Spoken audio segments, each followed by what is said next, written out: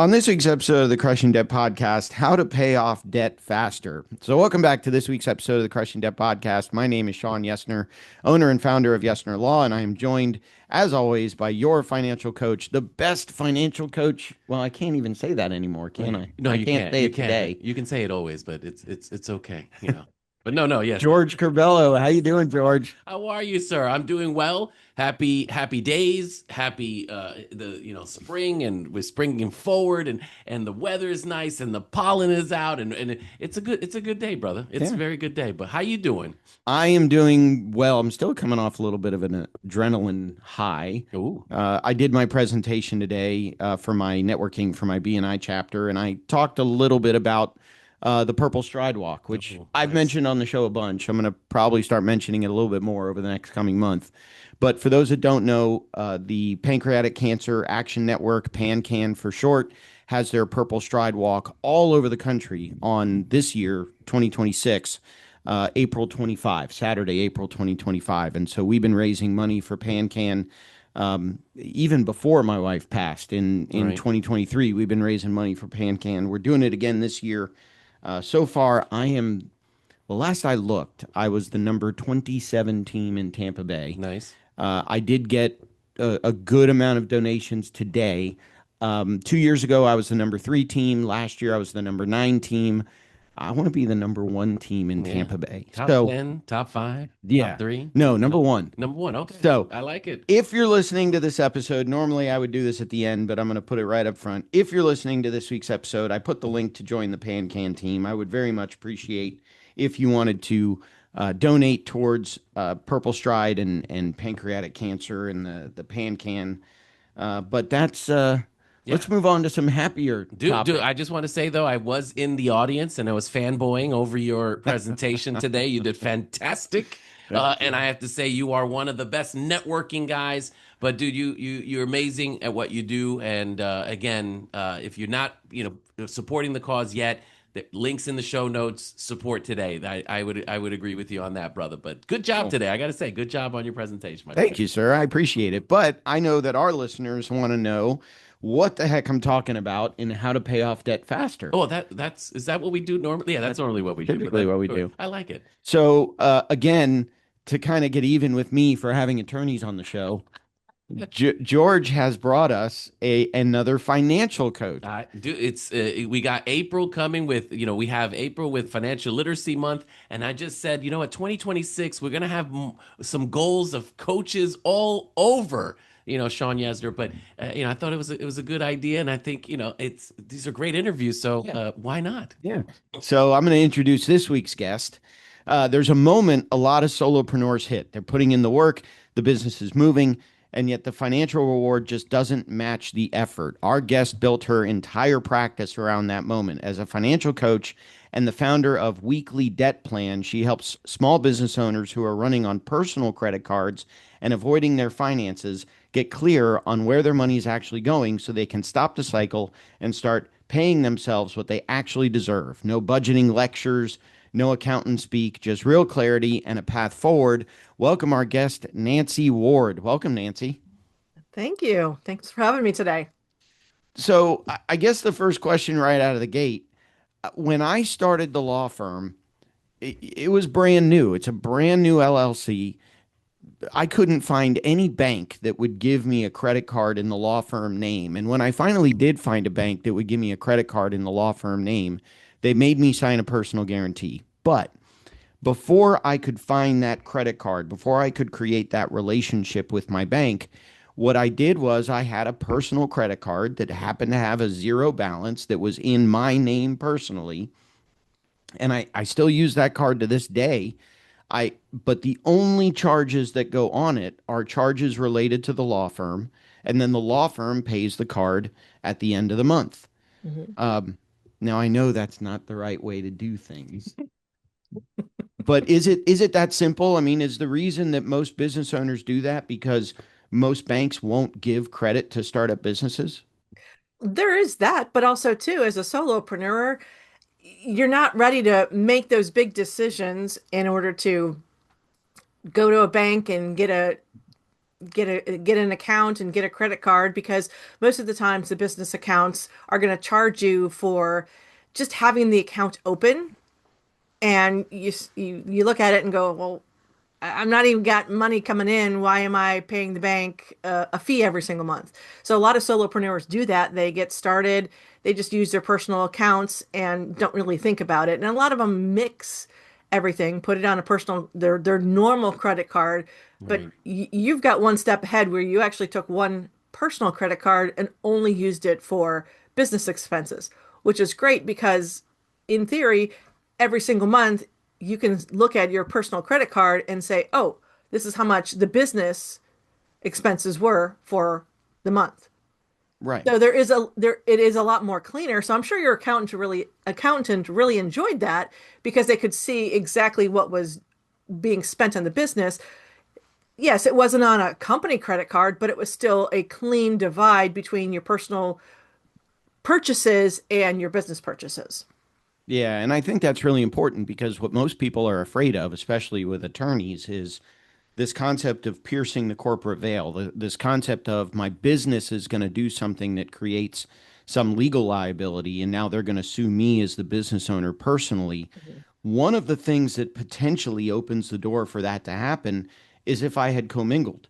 If I was Right. putting law firm expenses on this personal card, but then one day I had to go to the bank, and so I put bank expenses on the personal card, and then I paid my personal car payment on the card. I paid my kids' tuition on the card. Then I paid for the office supplies for the office on the card.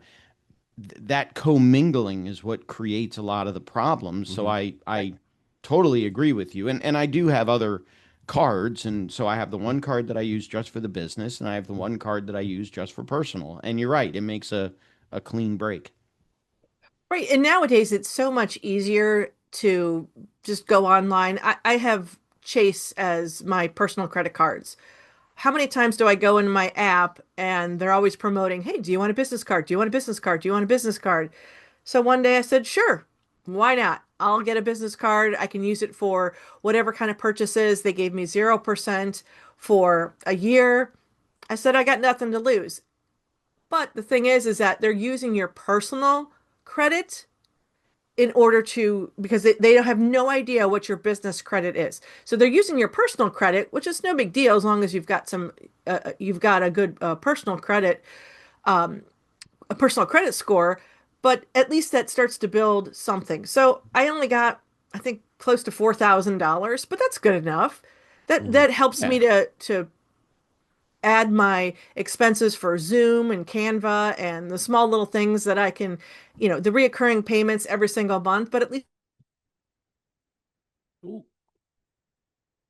So yeah. Yeah, so I would say for us the this on having a business credit card oh, there you go. So part of the commingling that seems to get a lot of the solopreneurs in trouble in the beginning, right? We put in the beginning. in the Hmm. beginning, it's kind of like just that mixture of like, I can pay this, I can do this, I can go to, get my business expenses, training, everything into to one card. But again, the tax man it doesn't like that, right? And again, as a solopreneur, are you doing? I'm assuming I'm doing my taxes. I don't really go to an accountant right away. So again, these are the little mistakes where, and again, you're learning, right? We go in passionate about like I just want to be a great coach, but oh, by the Right. way, I'm also a business owner that has to think about the marketing, the accounting, and and the expenses. So these are things that if you can get someone who can provide that support early on, these are things we say avoid, as part of that. Because everybody who starts a business probably goes through this, except Sean. Sean was amazing from the beginning. So, we just want to, clarify that. But these are great points to kind of call out right away. Yeah. Well, and the one downfall of it all is that you're putting things on the personal credit card. No big deal. You're getting started in your business, but when the tax time comes around, if you forget to pull out those expenses from your personal credit card and have the receipts to apply to your Schedule C, you've lost those deductions. Right. So having that clean break is really helpful because then you know exactly, you don't have to either have that huge shoebox of receipts or have it all stuck in your email. Oh, I love that stuff stuck in my email. Yeah. That's just me. But let me, I want to know the origin story for the weekly planner, right? I want to know, Nancy, where's the beginning for this? And for me, what is the weekly planner program? Because I see again, those who are paying on Patreon are seeing behind you. There's a financial weekly planner guide there. So that's Yeah. my curiosity. Again, give us some insight there. Okay, so here's where your vulnerability comes out. Before I got married, I was $40,000 in credit card debt and a car payment, and I was paying interest.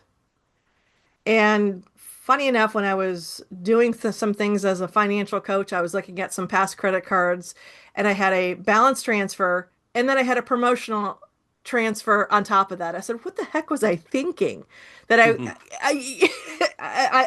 I don't know what I was thinking. I think I was just so desperate. I didn't have a good job in order to have enough money, and I was just putting everything on the credit card. So fast forward, got married, got rid of the debt. Fast forward a little bit more, got a divorce. Okay. Got into more debt.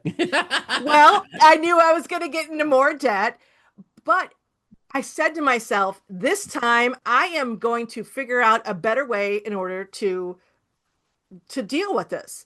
And I wanted to make sure that I was not going to have those huge 9, 10, 12, 18%, because that's what it was back then. I did do my research. I had 9% back then.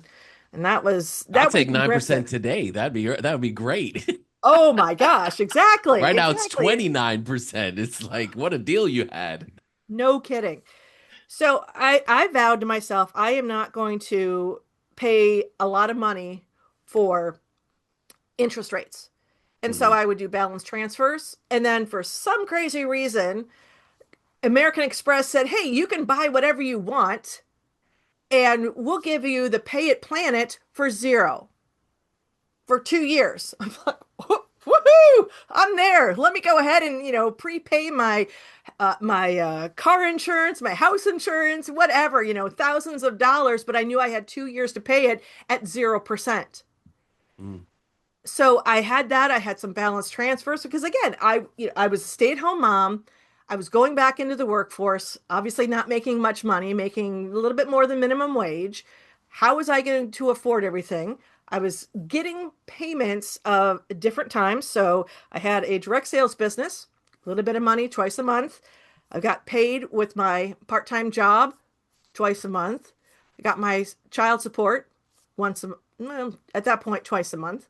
So I had money coming in so many different times of the month.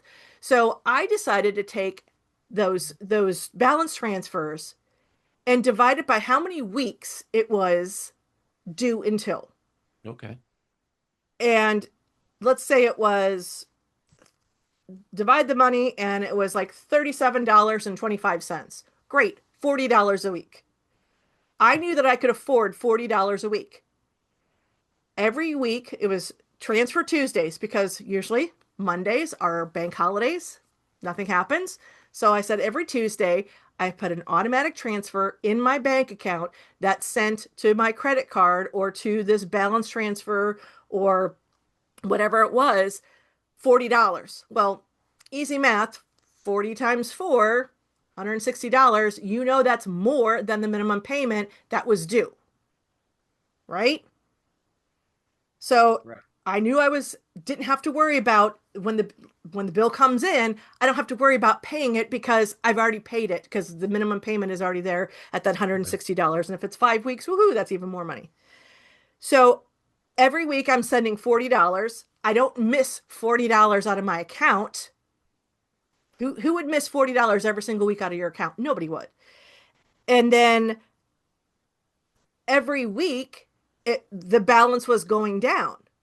So any time that my credit score was being checked for that account, the balance was always going down. So that was always helping my credit score. So I had that going for me as well. And I knew at the end of that X amount of week period when my balance transfer was going to be due. And you know what happens with that, especially if you did like my Lowe's card. It's same as cash, just like Rent-A-Center from years ago. If you didn't pay it, you paid all that deferred interest. So Right. I was going to be darn sure that I wasn't going to pay any interest. So having that plan, I knew that I was going to get it all paid off before the promotion ended and no fees, no nothing. And at $40 a week, that was easy. So breaking it up into more Right. manageable chunks, but Right. also being able to pay more than, because obviously a lot of companies are going to say, hey, we're going to bank that most of the, we'll give you the promotional and this, but Yes. most people don't save or pay off the actual debt itself Right. before that promotional period is, and then not realizing they signed on the dotted line with blood that, hey, by the time we get to that piece, we're also going to charge you all the interest that should have been accrued at that point. So Right. it's and it's funny, we say it right, but you're saying there's a plan. Here's how you actually can execute on that to be able to pay off those debts within that period of time, and obviously use it just in general to be able to, like, if I want to pay down, if I'm doing it weekly, it feels less impactful than trying to do it all at once. Yeah, Right. and there's a bunch. So I'm on the website right now. So if you're listening and you're interested, go to weeklydebtplan.com. That's Nancy's website, and her email address is nancy@weeklydebtplan.com. But I'm on the Weekly Debt Plan website right now, and there's a ton of information on here. It talks about all the different services you provide. You have a membership structure. There is a journal, a financial journal, which I assume tracks weekly. Your credit card debt tracker, credit score monitor, money movement tracker, goal setting. And I love the what you'll discover, how much of your paycheck has already gone before you touch it, patterns you never noticed in your spending, a Right. clear path to from where you are to where you want to be, feel less stressed, hidden money leaks, real progress tracking, money you didn't know you had, large upcoming bills. Hold on. I'm writing these out. These I are great know. episodes to Well, be no, no, listening no. on. Yeah, Okay. exactly. So remember, weeklydebtplan.com. We Yeah, can find it all again. we got it here. There's also a resources page, a contact page. So the website is amazing. So if you're interested in finding out more about Nancy, it's weeklydebtplan.com. But is it so? And we were talking about this pre recording, is that to call it a debate is probably not really the accurate You phrase. won, Sean. We get it. No, because it's a debate I'm having with my mom. So I don't want to say I Oh, beat that she my mom. definitely won. Yeah, I'm sure she won. So my mom is the type of person, she still uses a paper journal, and she literally pays the bill within days of it coming in, where I save everything up and pay it at the end of the month. Now, your strategy of the weekly debt plan is a little bit different because my mom is paying off the card every month. She's paying off the bill every month, as am I, or as am I. She's doing it every week. I'm doing it every month. Your plan is slightly different in that it's a debt that you are paying down just on a weekly basis instead of a monthly basis. Well, okay, so let me yeah, yes and no. So when that bill comes in for your electricity bill, you got to pay it. It's a once a month thing. So using the weekly process is more towards something that it's a larger bill that you can do in smaller chunks. But Got it. yes, I'm that kind of person where my trash bill comes in, I I get it, I go into my app, I send my payment over there, and I don't have to think about it. Because the last thing that people want to have is that late fee. But you have a system, and that's the most important part is having a system. And I know George is the same way of working Hmm. with his clients is you if you have a system. So your system, Sean, is that every 15 days you're making sure that your bills get paid of your business and in your personal life. Right. Your mom, her system is when the bill comes in, she gets it paid, it's off her mind, she doesn't have to think about it. Now, for those people who might not have much money sitting in their account, their system might be a little bit different. Now, I know there's a lot of people who have that personal threshold of how much money they like to have in their bank account at any given point in time.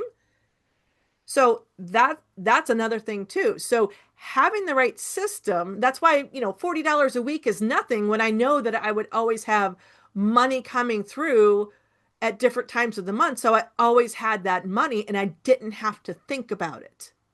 Right.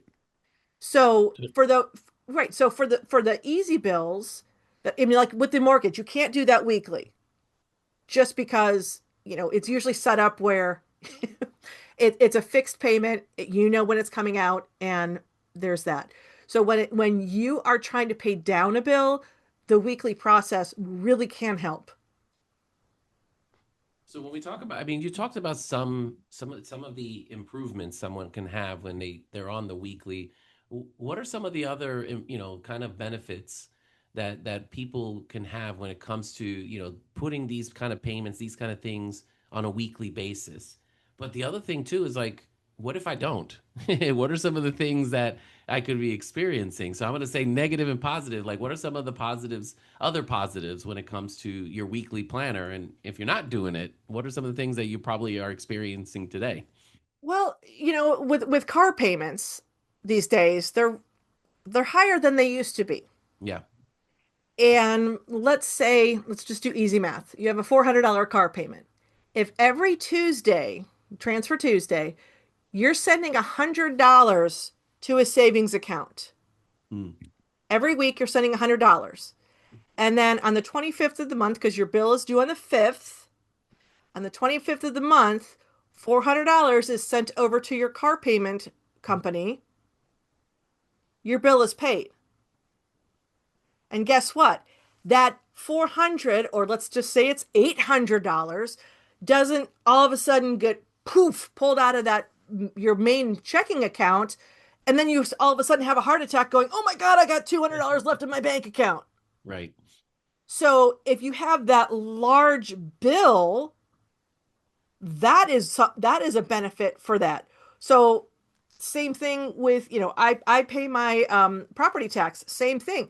I can move that money out every single week, and then when the bill comes, it's out of the savings account and I don't see it coming out of the main checking account. And that's where I think the people have those palpitations going, "Oh my gosh, I have this big bill that I have to pay." And Right. all this, because we feel like we have to save, save, save, save, save for this big bill that comes out once or twice a year. And, you're freaking out going, "How am I going to pay this bill?" But if you've tucked it away, just like an emergency fund, same kind Yeah. of concept, except for it's a specific sinking fund for a larger expense. So what popped into my mind was if I put all this money in a savings account and so it's set it and forget it, Hmm. and then the savings account pays the bill every month, Yep. then under girl math, it's free. Sorry, we had a social media episode and this guy is still, so yeah, I still don't understand girl math. boy math can do that too, brother. So, but again, it's funny how you had mentioned it, right? Putting certain money into savings accounts or other than your checking. It's funny nowadays you can actually have automatic debits coming out of savings accounts as well. So it's a good plan to kind of like if you feel like the discipline is not completely there and you need Right. your accounts to kind of help you really manage some of these, it's a great way to kind of like, okay, this account is specifically for my car or even the mortgage or even, and they have routing numbers, they have account, you can Hmm. have a bank, automatic bank transfer Right. happen for those type of purchases. So I love the idea. And again, you kind of hinted to it, right? Like put it into another savings that's specific to that. One, it avoids the spending, right? You're like, oops, Yep. I didn't. Oh man, I spent that money, but it was meant for this. But it also, I hate to say set it and forget it, but automatic transfer. I love that. What was it? Transfer Tuesdays, Taco Tuesdays, kind of thing. I love that. Transfer Tuesdays, Taco Thursdays. Love it. All right. So, and again, we'll have some $40 set aside for Taco Thursdays. So I like that. So, right, but you automatic transfer, put it into the account, automatic withdrawal once a month. Yep. I hate to say set it and forget it. It's just no, you have a system in place that allows to say, Right. this will always be paid each month without worry about am I going to spend that money on something else. So I love that. Well, and again, those people that are looking at their bank account on a daily or at least weekly basis, they see the money's out, and so they're not tempted to spend it. Right. No, and So well, I mean, most of us, our debit cards are tied to the checking. So I agree. You see the money, you get this false sense of, oh, I can. There's money. Of course I can buy this. This water or go see Sean Yesner and at the bar for some bourbon. It just happens. So, but I like the idea that again, just different ways to handle. Reduces your stress. It reduces some of the anxiety. You still got to pay the bill. So I don't know if it's completely eliminating some of that anxiety, but Right. at least how you're going to do it gets managed because now you have a system in place. Love it. Right. Because you have anxiety when you look at your bank account and that checking account number starts to get underneath your personal threshold. And again, you have that $600-800 car payment nowadays. Um, you don't that one is totally girl math. That it's being it is being paid, but it's not coming out of your checking account in one bill at the wrong time of your money. It's not the wrong time of the month, it's the wrong time of your money Mm, because money's coming and going. And like you said, you're going out with drinks with Sean, and all of a sudden, you had too many drinks, and that was a big charge. And your car well, payment's Sean's coming out paying, so it's tomorrow. okay. If your car Patreon's payment's coming paying. out tomorrow and you don't have enough money to cover it, Right, guess what? It's going to bounce. right, And you can open up as many savings or check, well, you can do checking accounts too, but like you said, savings accounts, just make another savings account for each sinking fund that you want. right. And as long as you already have the account, it doesn't matter. You can just go online, say, hey, I want to open up a new account, rename it, nickname it to whatever you want. Right. Boom, you're done. Start your transfer Tuesdays, set it up, set it, forget it. And what I liked about what I was talking about, the bill is due on the 5th, but you transfer it out on the 25th so that it gives enough time for processing and so forth. But also, too, when you have 5 Tuesdays, there's always that extra buffer that's sitting in that account. Gotcha. So So it doesn't matter if it's, extra week or extra, whatever it might be. it just Stay sits there. consistent with the process because it's an automatic transfer. So it's going to be it's going to be consistent Right. regardless of month or Right. whatever it And might you're be. never going to be Gotcha. under because you have those 5 Tuesday Yep. months. Yep. You Yep. might have to fund it a few $100s extra in the beginning, but no big deal. And if it gets overfunded, then transfer it out. And Right. so what? If it gets overfunded, then that's either you can pay down that debt even faster, Right. More. or you can reallocate that money to Yep. another debt or buying Christmas presents, or Yeah. we're this episode's coming out in April.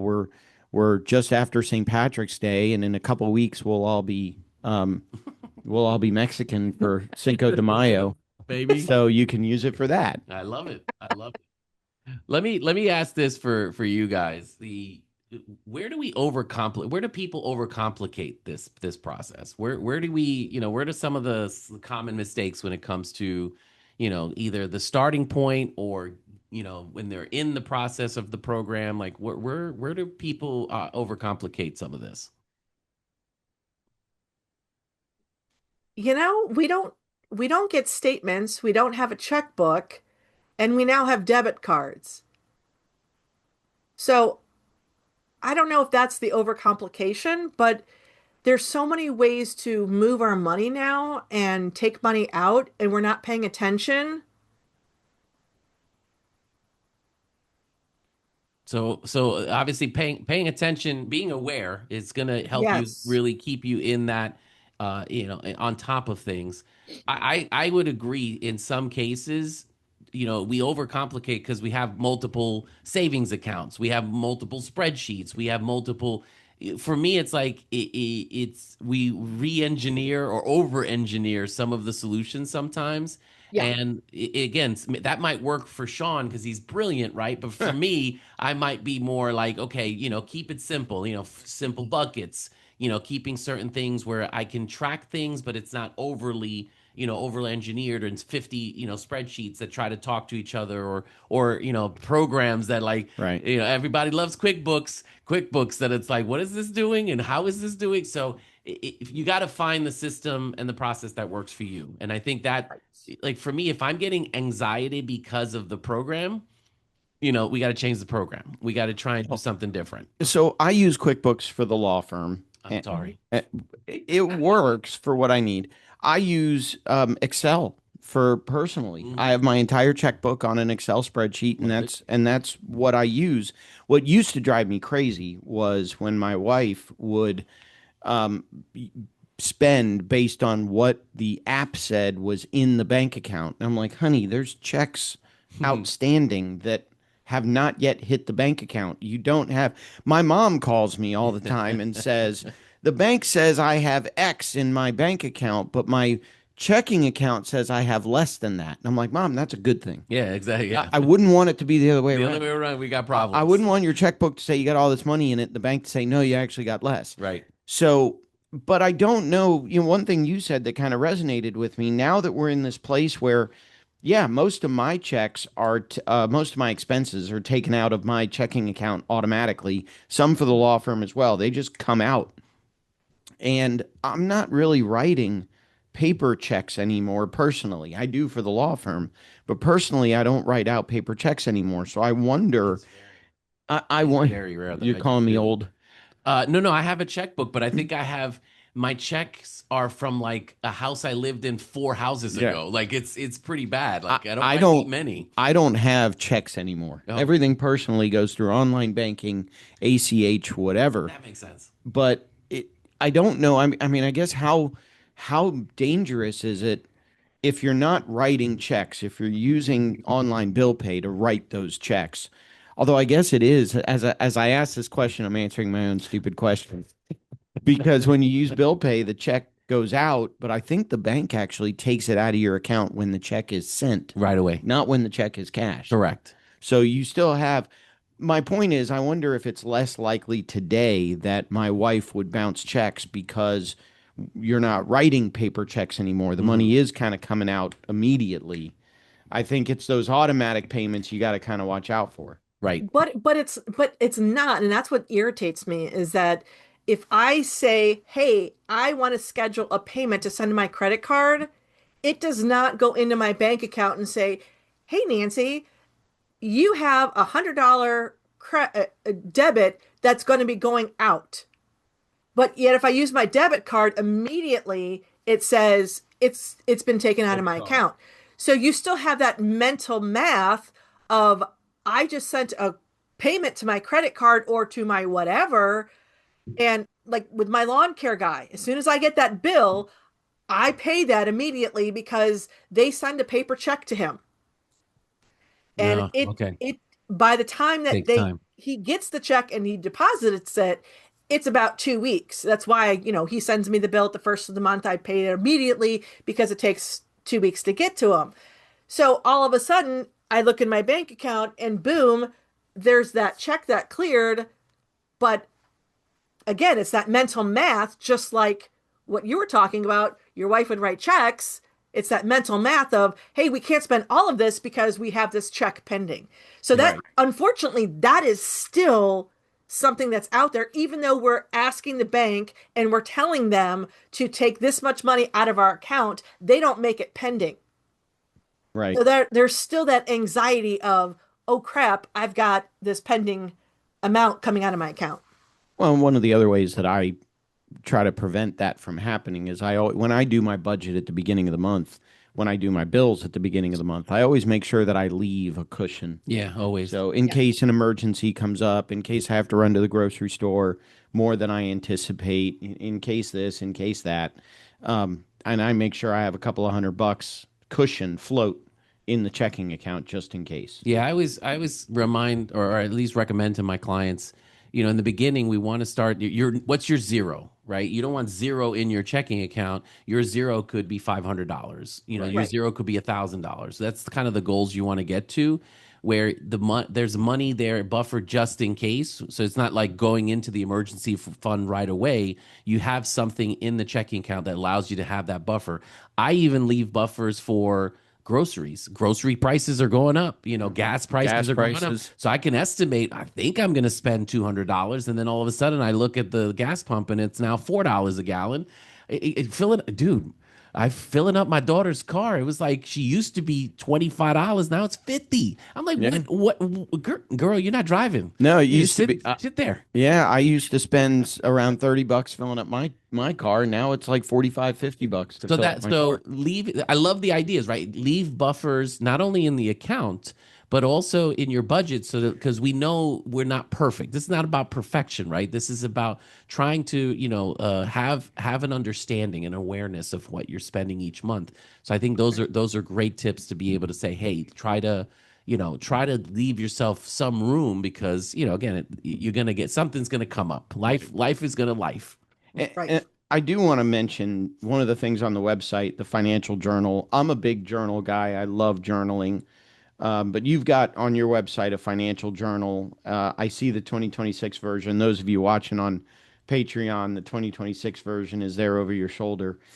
Weekly worksheets and prompts to track income, spending, and payments. Optional integration with financial coaching, the weekly debt management plan, mini lessons on staying consistent and motivated. So absolutely something we would want you to check out if you have questions about tracking and all that kind of stuff. I love it. I love it. Like love idea and great way to again. You always say encourage writing, encourage kind of talking through.